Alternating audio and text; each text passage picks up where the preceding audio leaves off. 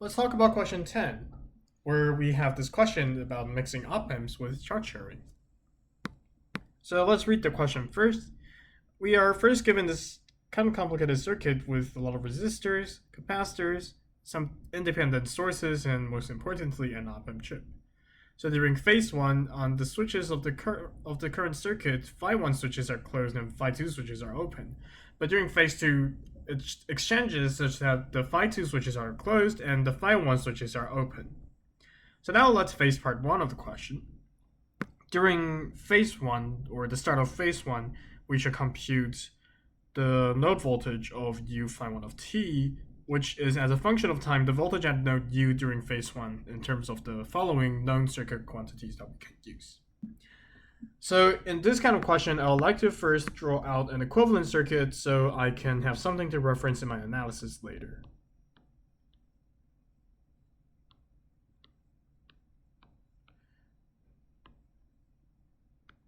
And so an important part about drawing the circuits during phase 1 is that we need to make sure the phi 1 switches are closed.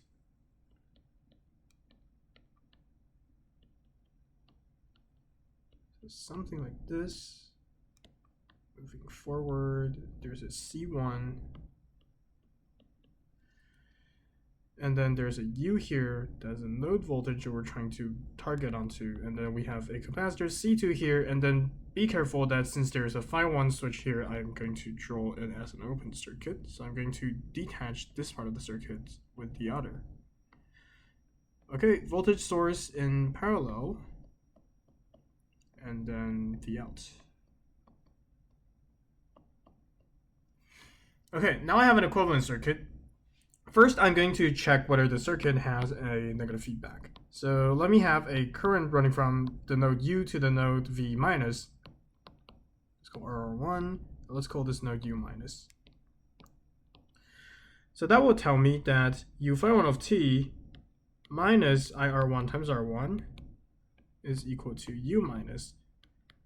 By increasing U phi 1 of t, which is actually the output of the op-amp in this case, I have increased U minus.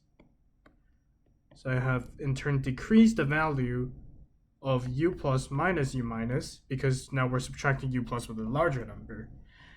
And therefore, I have decreased the op-amp gain times U plus minus U minus, which is by definition U out, or the output of the amplifier. So by increasing the output, I have decreased the output of the op-amp, which means I have a negative feedback.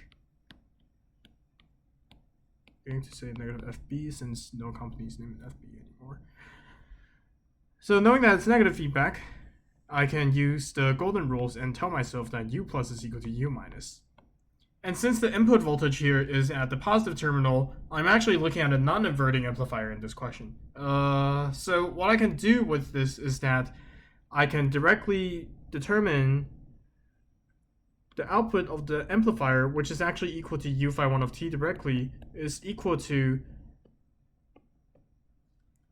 V plus times 1 plus the top resistor over the bottom resistor, so R1 over R2.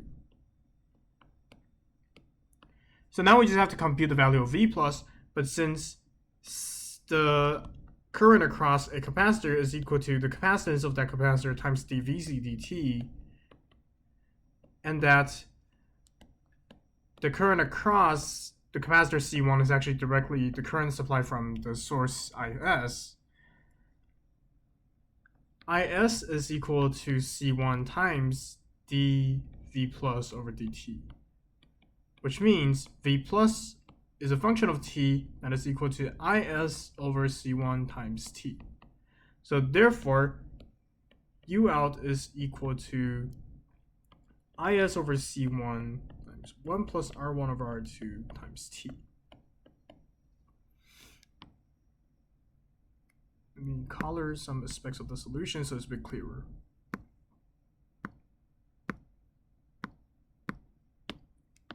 Now that we have found an algebraic expression for U out, which is also equal to u phi 1 of t in the list of known circuit element quantities that were given, we can move on to the second question, which asks us that after tau seconds have elapsed, when we switch from phase 1 to phase 2, what is V out in phase 2 in terms of the current circuit quantity that we have known before?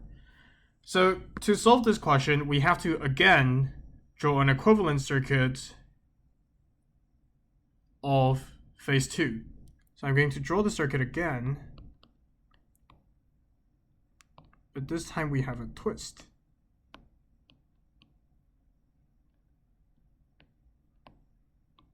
Which is that we will have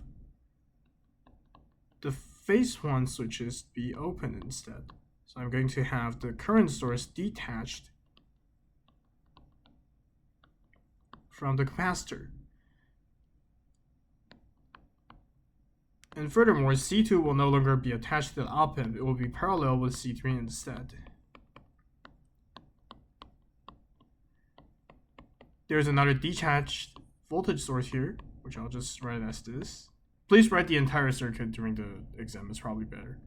And then I'll have V out here. Okay, let me just fix the sources symbol here to something a bit more crowded. So now I have this.